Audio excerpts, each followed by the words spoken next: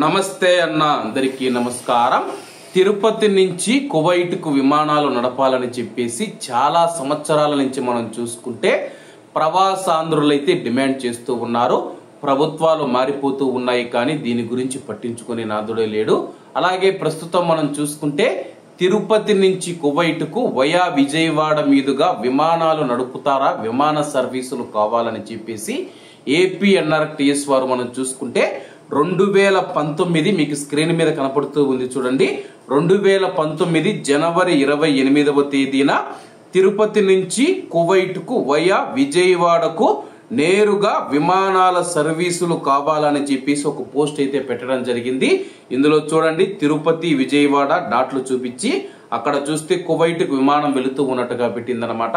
అప్పుడు ఉన్న ప్రభుత్వమే ఇప్పుడు కూడా అధికారంలో ఉందన్నమాట. అప్పటి నుంచి ఇప్పటికీ 6 సంవత్సరాలు పూర్తవుతూ ఉంది. 2019 నుంచి 2024 వరకు పాలించిన ప్రభుత్వం కూడా దీని గురించి అయితే పట్టించుకోలేదు. ప్రయత్నాలు చేశామని చెప్పారు కానీ కేంద్ర ప్రభుత్వం నుంచి అనుమతి అయితే రాలేదు. అలాగే ఇప్పుడు కేంద్ర పౌర విమానయాన శాఖ మంత్రి మనం చూసుకుంటే రామ్మోహన్ నాయుడు గారు ఆంధ్రప్రదేశ్ రాష్ట్రానికి చెందిన వ్యక్తి. ఆయన ఇప్పుడు వచ్చేసి ప్రభుత్వం వచ్చేసి సంవత్సరం దాదాపు పూర్తవుతూ ఉంది.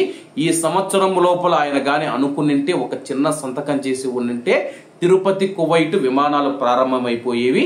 ఏమన్నంటే కానీ ఇంటర్నేషనల్ రన్వే పనులు జరుగుతూ ఉన్నాయని చెప్పి న్యూస్ వస్తుంది. కానీ ఇప్పటి వరకు కూడా ఆ పనులు జరుగుతూ ఉన్నాయా, ఏ స్టేజ్ లో ఉన్నాయని చెప్పేసి ఎవరూ పట్టించుకోలేదు.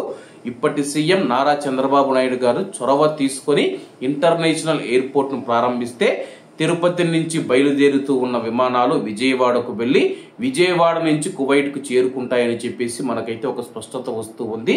అది ఎప్పటికి వస్తాదో, ఎప్పుడు ఆ యొక్క విమానాలు నడుపుతారో తెలియాల్సి ఉంది.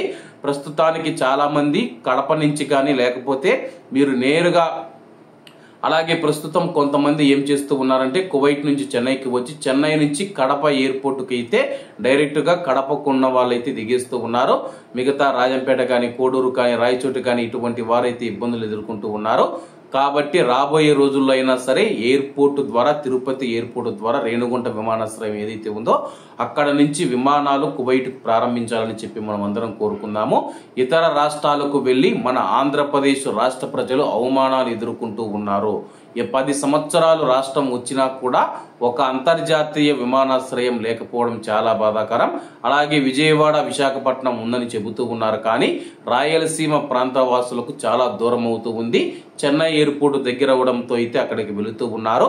కాబట్టి ఆంధ్రప్రదేశ్ రాష్ట్ర ముఖ్యమంత్రి నారా చంద్రబాబు నాయుడు గారు, డిప్యూటీ సీఎం పవన్ కళ్యాణ్ గారు ఈ యొక్క విషయాలన్నీ గమనించి ప్రస్తుతం మన యొక్క మంత్రి కేంద్రంలో కేంద్ర పౌర విమానయాన శాఖ మంత్రిగా ఉన్నారు. కాబట్టి ఇప్పుడు కూడా మీరు తిరుపతి కువైట్ విమాన సర్వీసులు నడపలేకపోతే ఇంకా భవిష్యత్తులో ఎప్పుడూ నడపలేరు.